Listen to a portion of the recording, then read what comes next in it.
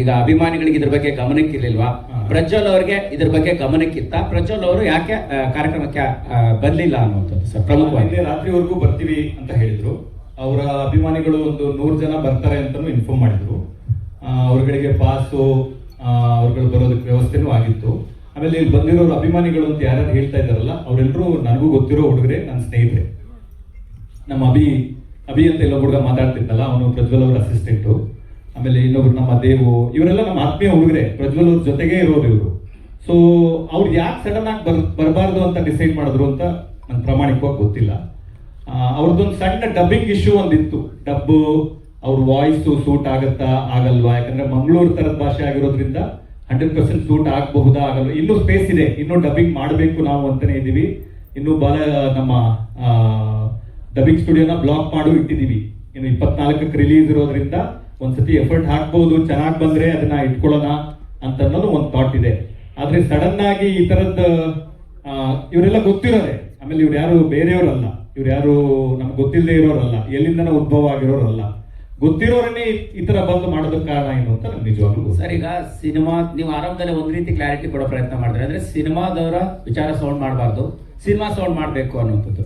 ಈ Kannada cinema industry ಈ ಪರಿಸ್ಥಿತಿಯಲ್ಲಿ ಈ ರೀತಿಯ ಗೊಂದಲ ಮತ್ತು ಗಲಾಟೆ ಈಗ ಚಿತ್ರತಂಡಕ್ಕೆ ಎಷ್ಟು ಜವಾಬ್ದಾರಿ ಆಗಿದೆ? ಯಾಕಂತಂದ್ರೆ ಅವರ ಅಭಿಮಾನಿಗಳೇ ಮಾಡ್ತಾ ಇರುವಂತದ್ದು, ಮತ್ತೆ ಕಾರ್ಯಕ್ರಮಕ್ಕೂ ಮುಂಚೆನೆ ಅವ್ರಿಗೆ ಗಮನಕ್ಕಿರ್ಲಿಲ್ವಾ, ಹೇಗೆ ಅನ್ನುವಂಥದ್ದು ಸರ್? ಅಲ್ಲ, ಖಂಡಿತವಾಗ್ಲೂ ಇರ್ಲಿಲ್ಲ. ಯಾಕಂದ್ರೆ ಅವರೆಲ್ಲ ಫಂಕ್ಷನ್ ಅಟೆಂಡ್ ಮಾಡಕ್ಕೆ ಅಂತ ಬಂದವರು.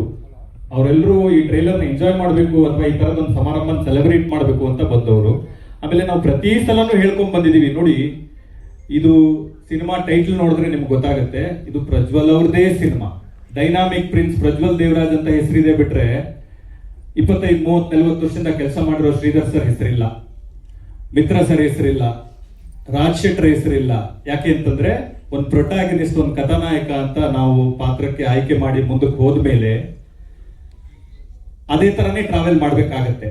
ಆದ್ರೆ ಈ ತರದೊಂದು ಘಟನೆ ಮಾಡ್ಬೇಕು ಅಂತ ಅನ್ಕೊಂಡೆ ಬಂದಾಗ ಕಾಣಿಸ್ತಿದೆ. ಅದು ಯಾಕೆ ಅಂತ ಅನ್ನೋ ಪ್ರಶ್ನೆ ನನಗೂ ಇದೆ. ನಾನು ಖಂಡಿತವಾಗ್ಲೂ ಇದು ಯಾಕೆ ಆಗಿರ್ಬೋದು ಅಂತ ಕೇಳ್ತೀನಿ. ನಮ್ ಜೊತೆ ಏನೇ ಭಿನ್ನಾಭಿಪ್ರಾಯ ಇದ್ರೂ ಅದನ್ನ ಕೂತು ಮಾತಾಡೋದಕ್ಕೆ ಒಂದು ಜಾಗ ಅಂತಿರುತ್ತೆ, ಒಂದು ವೇದಿಕೆ ಅಂತಿರುತ್ತೆ. ಒಂದು ಸಮಾರಂಭಕ್ಕೆ ಬಂದು ಯಾಕೆ ಹಿಂಗ್ ಮಾಡ್ತಿದ್ದೀರಾ, ಅಭಿಮಾನಿಗಳ ಕಾಳಜಿ ನಮಗೂ ಅರ್ಥ ಆಗುತ್ತೆ. ನಾನು ಫಸ್ಟ್ ಸಿನಿಮಾ ಅಂಬರೀಷ್ ಅವ್ರ ಜೊತೆ ಮಾಡಿರೋದು. ನಾನು ಫಸ್ಟ್ ಸಿನಿಮಾ ಡೈರೆಕ್ಟ್ ಮಾಡಿದ್ದು ಅಂಬರೀಷ್ ಅವರು, ಸುದೀಪ್ ಸರ್ ಪ್ರೊಡ್ಯೂಸ್ ಮಾಡಿದ್ರು. ಸುದೀಪ್ ಸರ್ ಜೊತೆ ನಾನೊಂದು 10 ವರ್ಷ ಅಸೋಸಿಯೇಟ್ ಡೈರೆಕ್ಟರ್ ಆಗಿ, ಅಸಿಸ್ಟೆಂಟ್ ಡೈರೆಕ್ಟರ್ ಆಗಿ ಕೆಲಸ ಮಾಡಿದ್ದೀನಿ.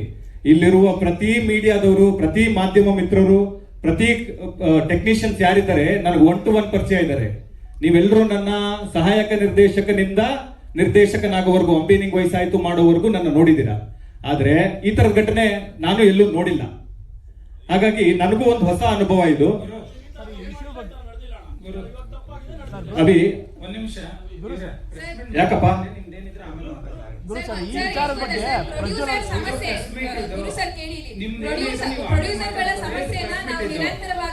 ನಾವು ಅವ್ರಿಗೆ ಫೋನ್ ಮಾಡ್ಕೊಂಡು ಕೇಳ್ಕೊಂತೀವಿ ಬಿಡಿ. ಇದು ನಿಮ್ಗೂ ಇರೋದು, ನೀವು ಬೇರೆ ಕಡೆ ಮಾತಾಡ್ಕೊಳ್ಳಿ. ಇದು ಪ್ರೆಸ್ ಮೀಟ್ ಕರೆದಿರೋ, ಪ್ರೆಸ್ ಮೀಟ್ ಅಷ್ಟೇ ಮಾತಾಡಿ. ನಿಮ್ದು ಪ್ರಜ್ವಲ್ದ ಏನೇ ಇರೋ ನೀವು ಹೊರಗಡೆ ಮಾತಾಡ್ಕೊಳ್ಳಿ. ಇದು ಪ್ರೆಸ್ ಮೀಟ್, ಇದು ಮೀಡಿಯಾ ಕರೆದಿದ್ದಾರೆ, ಮೀಡಿಯಾ ಅಷ್ಟೇ ಮಾತಾಡ್ಬೇಕು. ನೀವು ಆಮೇಲೆ ಮಾತಾಡ್ಕೊಳ್ಳಿ. 11 ಗಂಟೆ ಮೇಲೆ ಕೊಟ್ಟಿರೋದು ಮೀಡಿಯಾಕ್ಕೆ, ನಿಮ್ಗೆ 10 ಗಂಟೆ ಮುಂಚೆ ಇತ್ತು, ಅದು ನೀವು ಮಾತಾಡ್ಕೊಳ್ಳಿ. ಕೂಡ ಒಂಥರ ಹೆಂಗಿತ್ತು ಅಂದ್ರೆ ರೌಡಿಗಳು ಅಟ್ಯಾಕ್ ಮಾಡ್ದಂಗೆ ಇತ್ತು ಸರ್. ಆಸ್ ಎ ಜರ್ನಲಿಸ್ಟ್ ಆಗಿ ಹೇಳ್ತಿದ್ದೀನಿ, ದಯವಿಟ್ಟು ಹಂಗ್ ಮಾಡಿ. ಇವರೇ ಗುರು, ಹಲೋ ಗುರು,